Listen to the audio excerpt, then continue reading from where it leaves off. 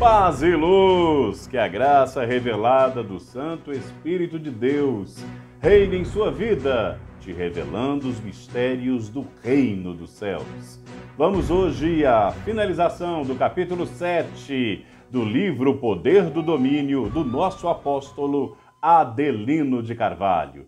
E já de olho no novo livro que acabou de ser lançado, Com Deus, todas as coisas são possíveis. Em breve, vamos iniciar esse estudo, mas hoje vamos finalizar o capítulo 7 e semana que vem vamos para a primeira revisão. A revisão é dividida em duas aulas, primeira parte e segunda parte. Portanto, aqueles que não participaram das aulas do curso de Vida Profunda com Deus, do estudo do Poder do Domínio, podem ser inscritas. Aliás, toda quarta-feira você pode incluir as pessoas no estudo bíblico através daquela ficha de inscrição que te enviei e fazer o acompanhamento. Eu vou depois conversar pastor por pastor sobre o andamento do estudo do Poder do Domínio que aconteceu em seus santuários. E vamos nos preparar para um novo estudo que logo vai começar. Então nós vamos hoje finalizar o capítulo 7 e depois entrar na primeira revisão e finalizar com a segunda parte da revisão na outra semana. Que o Espírito de Deus te abençoe, porque o conhecimento faz toda a diferença. Mas antes, vamos orar. Meu Deus e Pai Todo-Poderoso, em nome de Jesus, eu agradeço pela oportunidade que temos de aprender, de conhecer as verdades reveladas que foram passadas para os seus escolhidos. Agradeço, Senhor, pela visão apostólica de acolhimento e de fé que estamos tendo, acolhendo e incluindo cada quarta-feira. Cada oficial, cada evangelista, cada pessoa que chega no santuário para aprender a dominar, aprender a exercer na terra os segredos espirituais do céu. Meu Deus e Pai, eu te louvo e te agradeço pela vida do nosso apóstolo primaz, Adelino de Carvalho, e pela sábia revelação que ele nos passa neste livro e no próximo que está vindo. Te agradeço pelo livro Com Deus Todas as Coisas São Possíveis, que está agora começando a chegar nas mãos dos irmãos e que estão comentando que se o livro Poder do Domínio é forte, imagina esse que virá.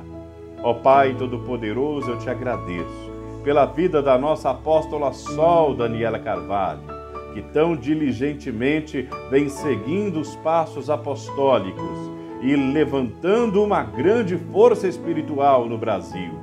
Obrigado pelos meus bispos, meus profetas, profetisas, todos aqueles que fazem parte do nosso exército e por cada um que se aplica no conhecimento revelado.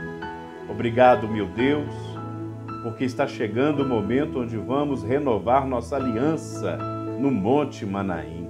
Um momento épico, um momento sagrado que nós necessitamos tanto. Obrigado, meu Deus, por esta aula e que teu Espírito fale conosco. Em nome de Jesus, que assim seja. Amém. Que Deus seja louvado. Vamos lá? Capítulo 7. O poder do domínio, vontade, determinação. E hoje tratamos sobre obstinação, que é a parte 3 do capítulo 7. Vamos lá. Só para relembrar, o capítulo foi dividido nessas seguintes partes: obstinação, determinação e vontade.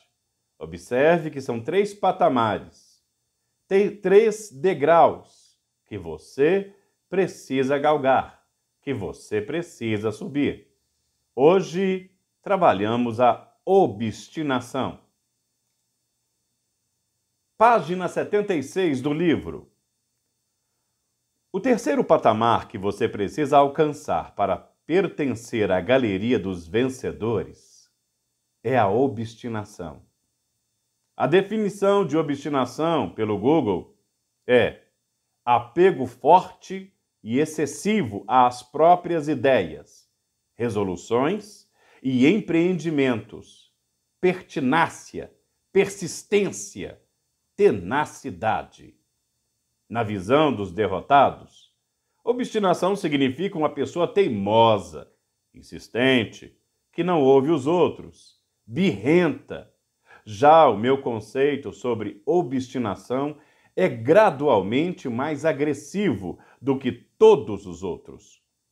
Obstinada é a pessoa que deixa sua mente ser dominada por aquilo que ela quer conseguir na vida. Uma espécie de loucura mental, que faz com que a pessoa obstinada não tire nunca os olhos do alvo que ela quer alcançar. Em outras palavras, tudo que ela ouve, vê, pensa e fala é na direção onde ela quer chegar.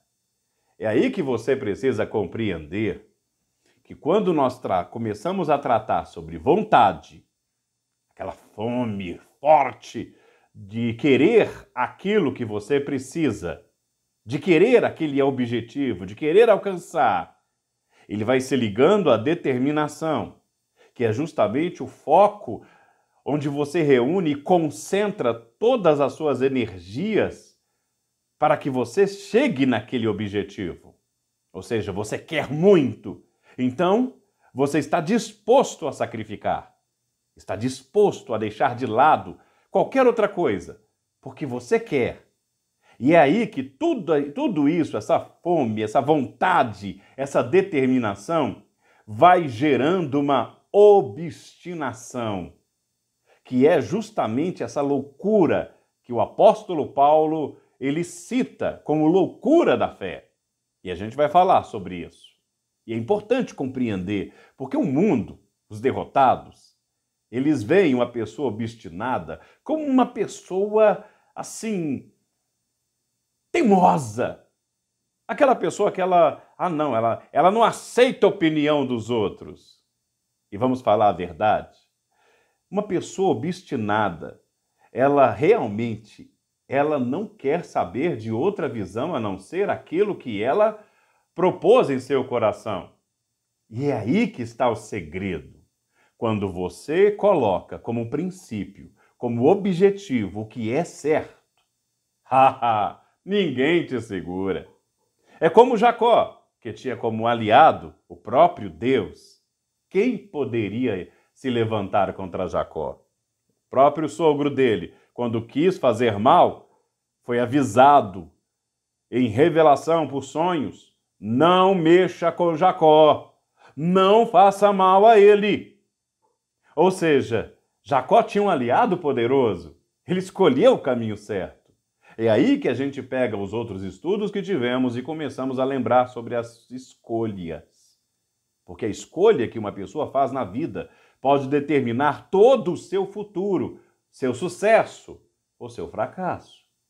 Uma pessoa que ela escolheu o altar, escolheu o ministério, escolheu servir a Deus, escolheu ser bispo, excelente coisa ela escolheu.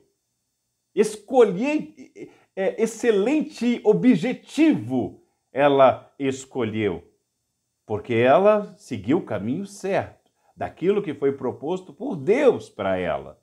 E é para isso que nós temos nos domingos, na casa do Pai, as revelações nos passadas pelos apóstolos, que em todos os santuários trazem a mesma mensagem, junto com os nossos bispos e profetas e profetisas, numa unidade de fé.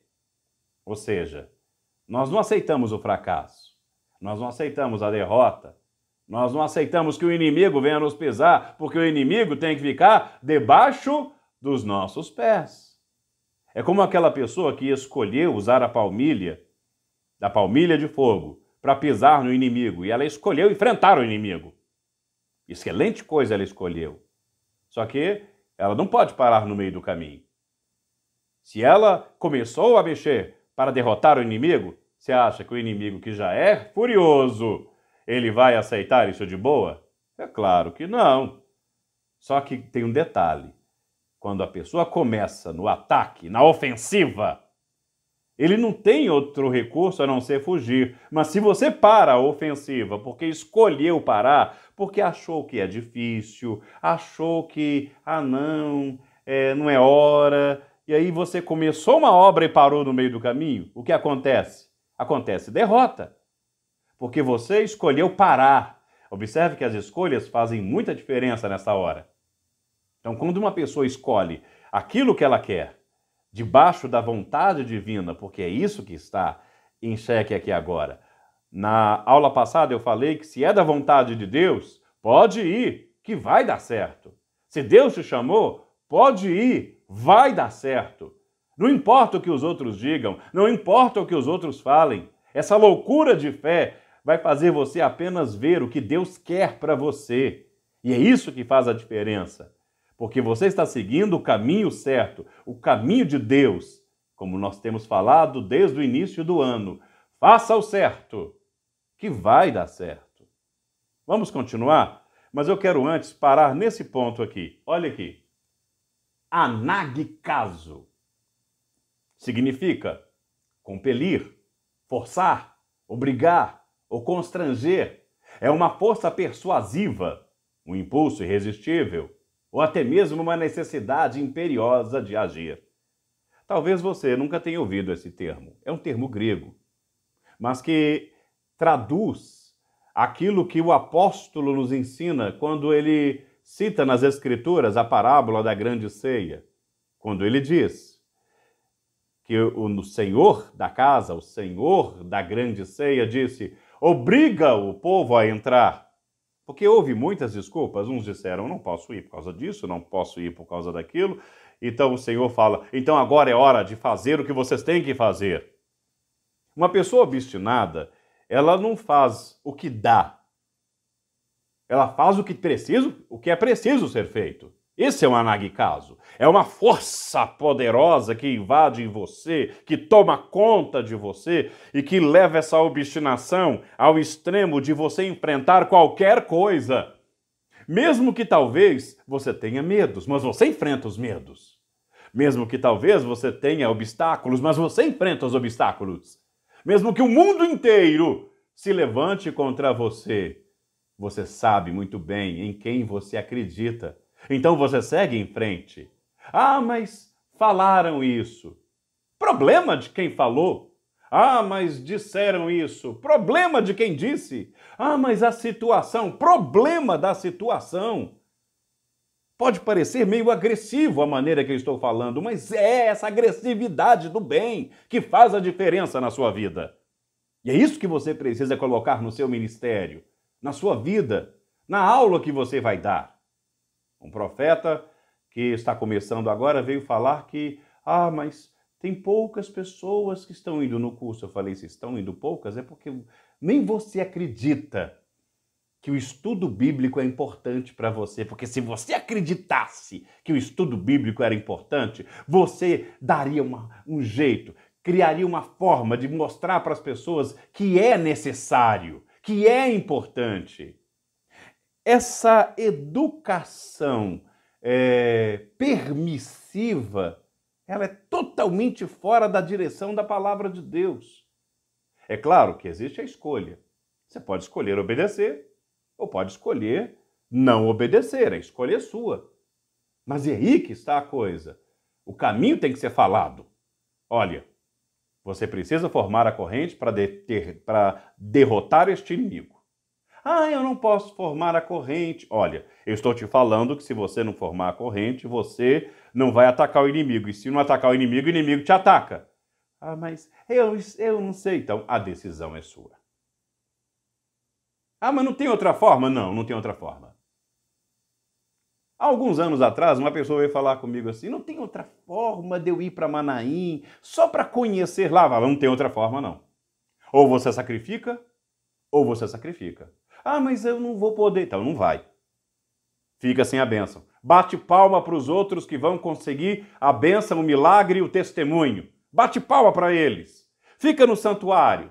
Vai vendo a vitória na vida dessa pessoa, das pessoas que estão fazendo a parte delas. Agora, quando você quiser saber o caminho é esse. Jesus, ele deixou isso bem claro. Eu sou o caminho, a verdade e a vida. Ninguém vai ao Pai senão por mim. Então não tem um atalho. Não tem um meio termo. Ou é ou não é. Entenda essa visão. E parta comigo para a página, deixa eu ver aqui, página 77. Você consegue imaginar quantas quedas Santos Dumont sofreu antes de fazer decolar o seu primeiro avião? Você consegue imaginar quantos conselhos ele recebeu de seus amigos e parentes dizendo para ele desistir do projeto? O inventor do avião, Santos Dumont, ele foi muito criticado e muito humilhado por muita gente que dizia que o sonho dele era impossível, mas ele foi obstinado naquilo que ele queria. É muito importante compreender que tem pessoas que já aderiram a esse pensamento obstinado, eles receberam isso, mesmo que talvez ainda não saibam, mas eles já receberam essa revelação. Falta compreensão da salvação, falta compreensão de outros detalhes, mas a obstinação, ela já tem. E às vezes você tem a salvação na sua vida, sabe o caminho da casa de Deus, faz a sua parte, foi chamado para o altar, mas está faltando em você essa força que faz assim. Não, peraí, disseram que aqui a obra não cresce, mas aqui a obra vai crescer. Existe uma história que uma fábrica de sapatos enviou um vendedor para uma cidade. E ele deveria ali representar a marca dos sapatos. Quando ele chegou lá, aquele vendedor ficou chocado, porque a maioria das pessoas andava descalça. Então ele olhou para todo mundo e comentou: mas vocês não usam sapato? Não, a gente gosta, sim, a gente não usa não. E ele voltou cabisbaixo para falar com o seu gerente, dizendo: naquela cidade não tem como fazer nenhum negócio lá, porque o povo gosta de andar descalço. Tudo bem. Passado o tempo, surgiu um novo vendedor. O gerente falou assim: vou testar esse rapaz. Vou mandar esse rapaz para aquela cidade que o outro diz que não tem negócio lá, não, porque lá todo mundo anda descalço. Mandou o rapaz para lá. De repente, começou a chover de pedidos na empresa. Ele ligava e dizia: preciso de tantos pares de sapato assim, preciso de tantos pares assim, preciso disso e disso, daquilo outro. E foi a maior venda que aquela fábrica já fez de calçados. Então, quando perguntaram para ele: como você conseguiu isso? Ele falou para o gerente: o senhor não imagina, eu cheguei naquela cidade e o povo lá não usava sapato, todo mundo andava descalço. Eu falei: é a mina de ouro, é aqui que eu vou reinar.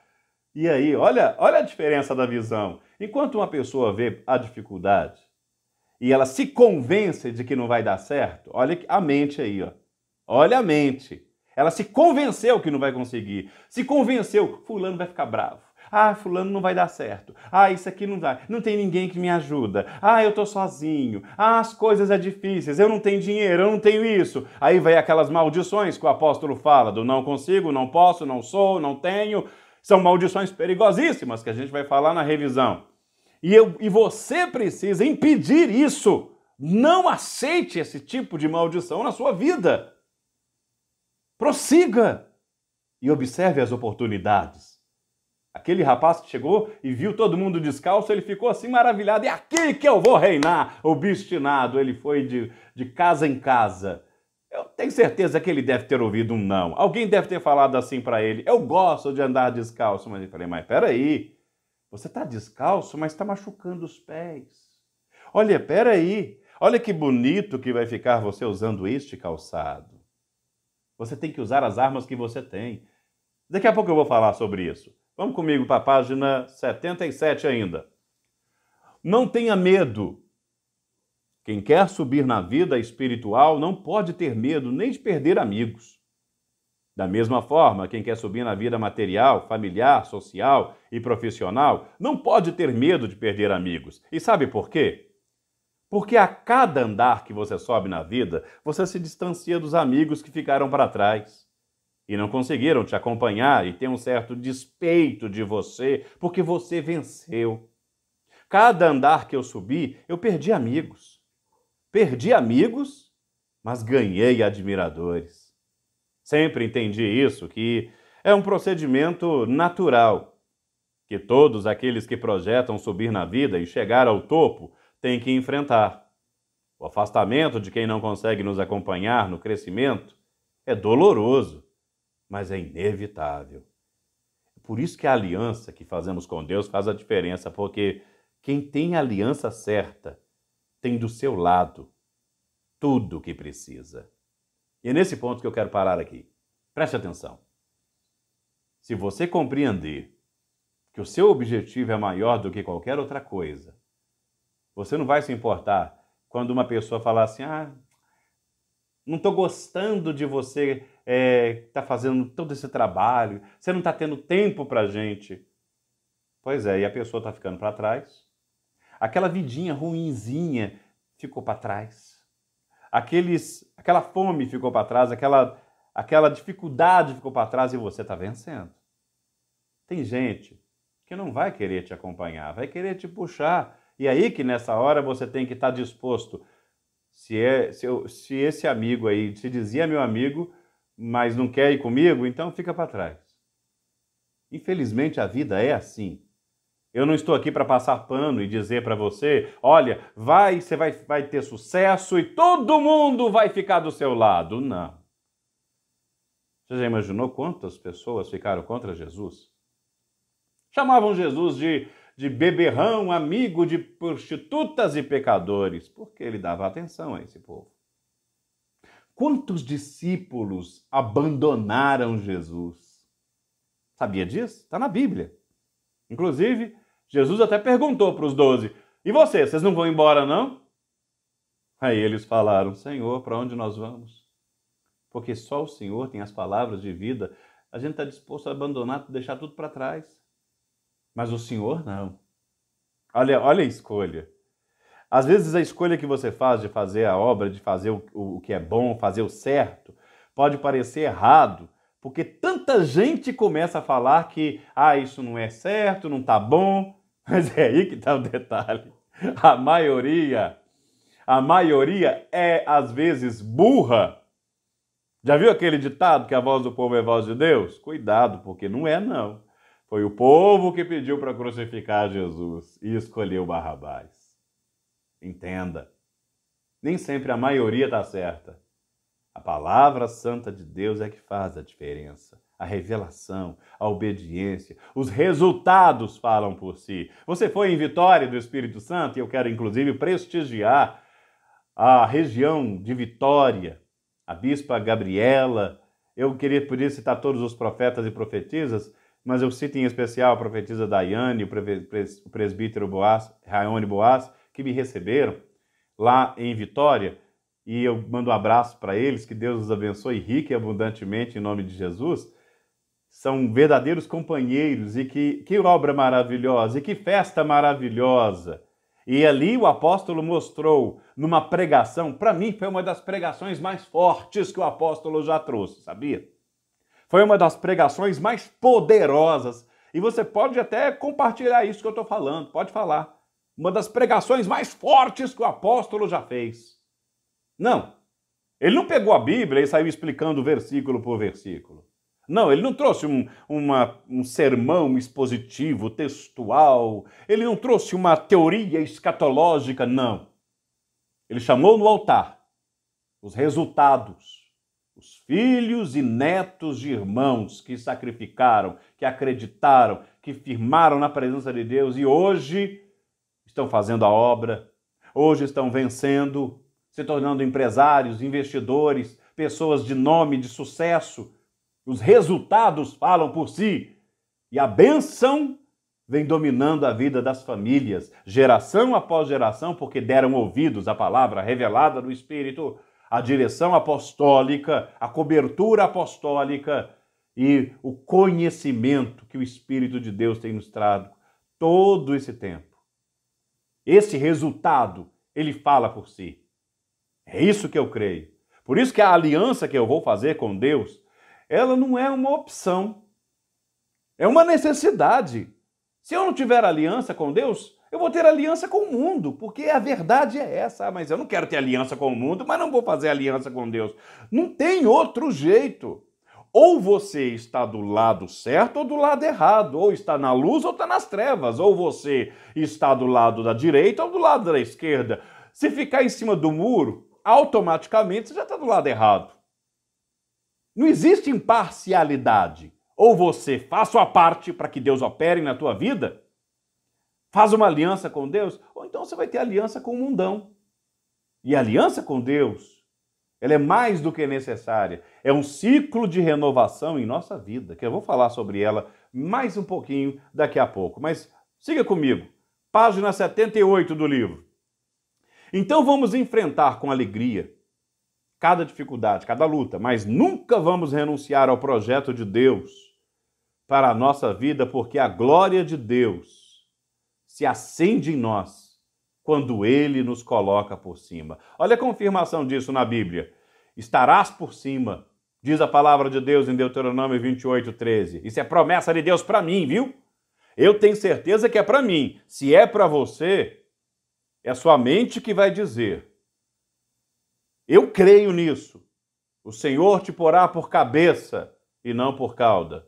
Estarás em cima e não debaixo, se obedeceres os mandamentos do Senhor teu Deus, que hoje te ordeno, para os guardar e os cumprir.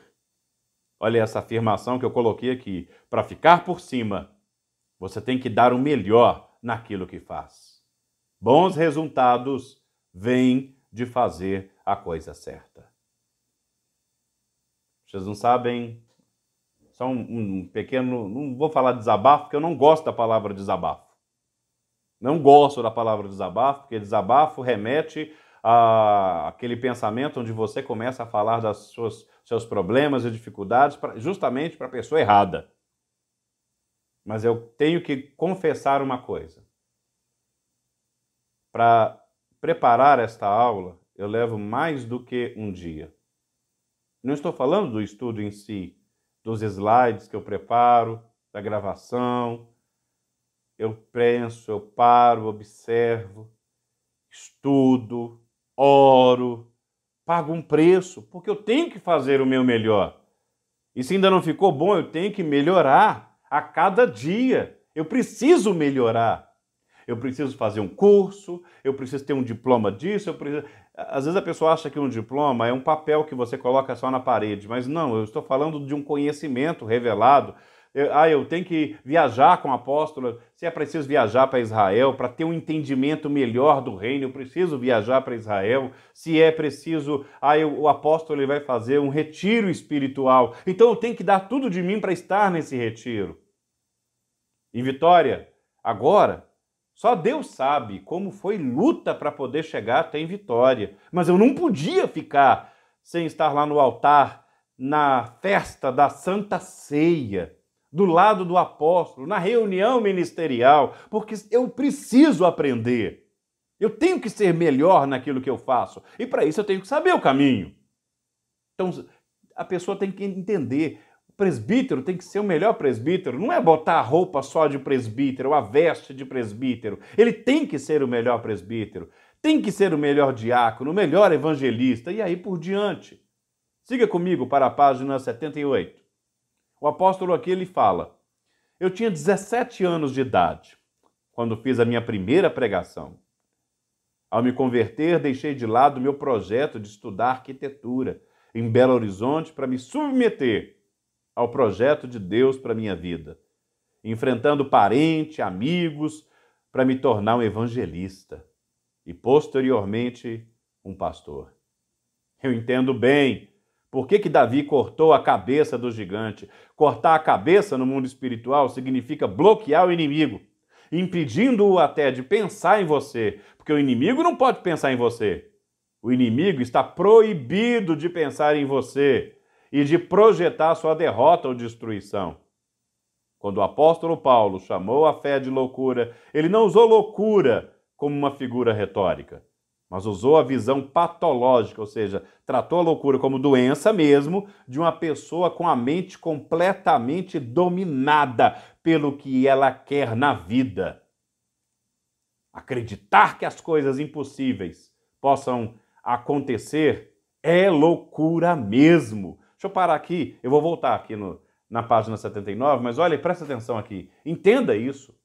Quando o apóstolo Paulo ele fala sobre loucura, ele não está falando de uma loucura, eu vou fazer uma loucurazinha, uma aventurazinha. Não, ele está falando de uma coisa assim meio doente mesmo, onde a pessoa fala assim, eu vou. Você já ouviu falar do endemoniado? Que é a pessoa possuída pelo demônio? Pois é. Eu sou enjesusado, possuído por Jesus, e eu vou, consigo. E aí as pessoas tem gente na hora que vai falar assim, mas você é tolo, você não pode, você não tem estudo, você não tem força, você não tem dinheiro, você não tem família, você não tem berço. Eu tenho e eu vou aprender. Eu não sabia falar, eu aprendi. Vou contar para vocês uma coisa que aqui eu tinha. Eu era tímido. Eu não conseguia falar com as pessoas. Ficar em público para falar, eu era extremamente tímido.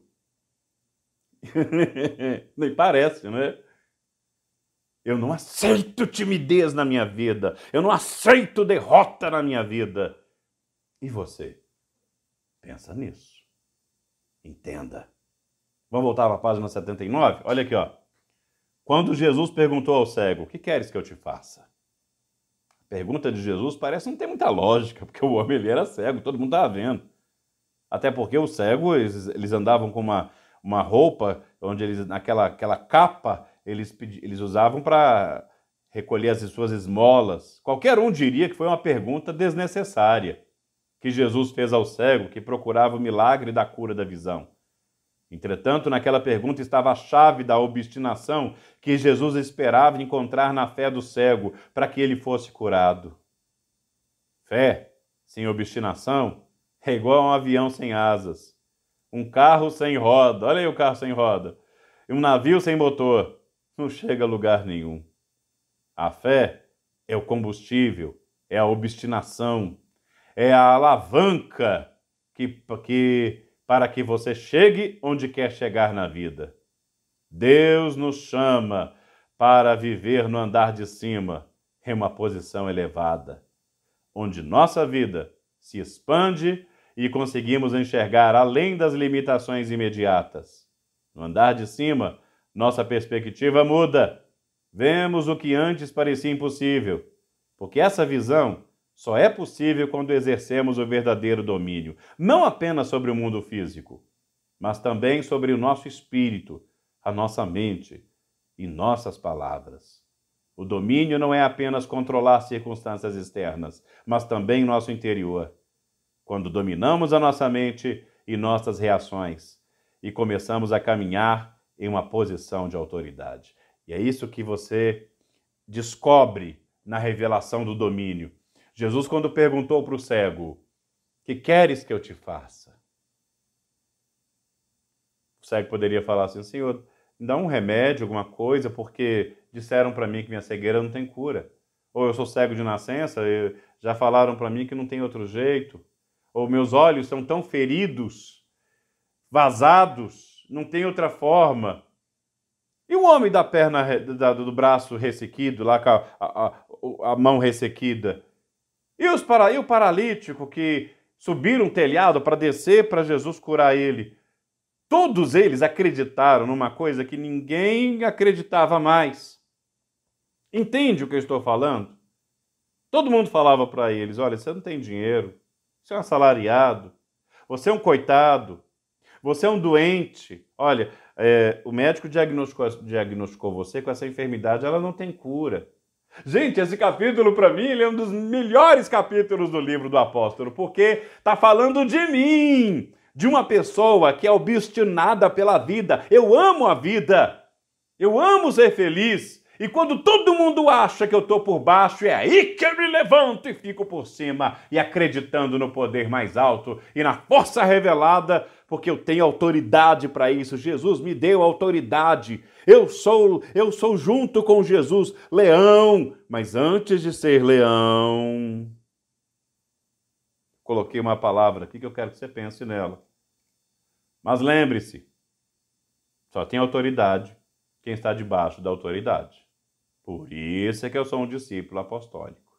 Não pense você que, mas eu sou poderoso. Só que eu não vou fazer o que o apóstolo mandou, não, porque eu tenho pensamento diferente. Então, não adianta.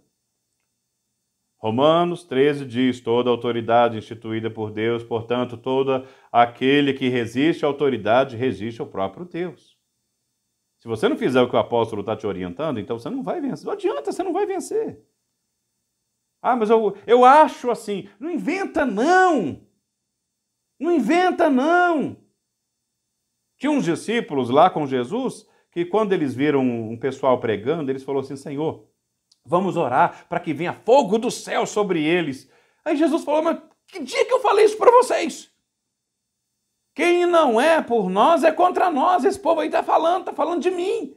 Está falando do evangelho, deixa eles falarem. Eu nunca falei para vocês proibir as pessoas de pregar meu nome. Não é só vocês não têm um monopólio da palavra, não. Deixa eles ir. Não inventa, não. Faça. Seja um discípulo apostólico.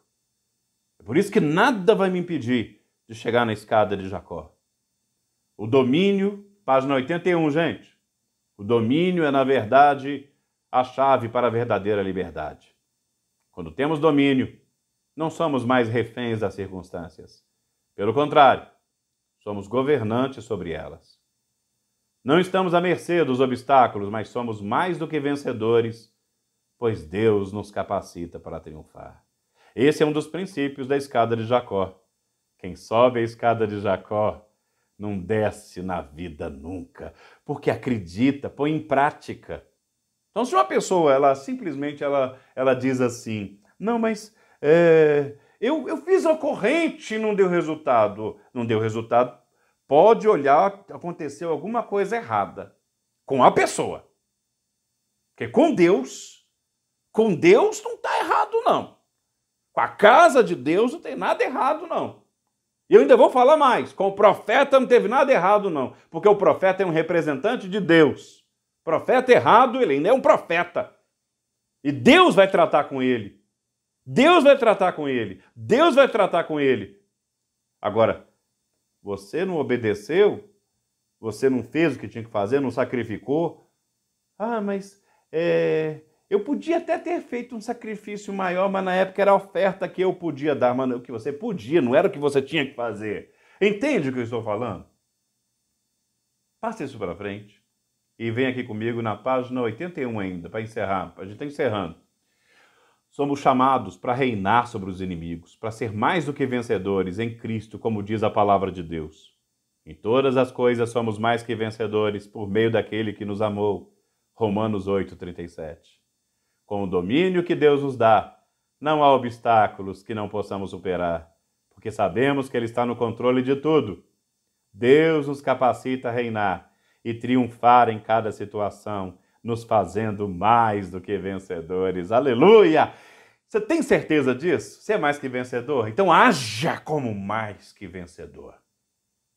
Para de chorar pelos cantos. Para com essa paranoia de que fulano não gosta de mim, eu não sei o quê, isso aqui é difícil, tem gente contra mim. Sempre vai ter alguém contra você. Sempre vai ter um raio do inimigo querendo te derrotar. Mas você não vai aceitar ser derrotado. Você é escolhido de Deus. Você é vencedor. Assuma seu lugar. Assuma sua posição. E deixa Deus tomar conta de você. Só para lembrar que nós somos santos, santificados pela aliança do sangue de Jesus e com o sangue da igreja. Isso nos faz igreja. E as portas do inferno não prevalecem contra a igreja. Isso, só quem é igreja que entende. A aliança é feita com sacrifício. Está na palavra de Deus. Sem sacrifício não existe aliança. Jesus se sacrificou por você. Agora é hora de você fazer o sacrifício por ele. A igreja é a noiva do Cordeiro, que se sacrifica pelo noivo, e o noivo se sacrifica por ela. Por isso, no Salmo 50, versículo 5, a palavra de Deus revela: ajuntai-me os santos, aqueles que fizeram comigo uma aliança de sacrifício. Como diz no livro Poder do Domínio, entregue-se à sua fé e você verá coisas grandiosas acontecerem. Semana que vem, dia 3 de julho, revisão, parte 1. Serão 2 partes.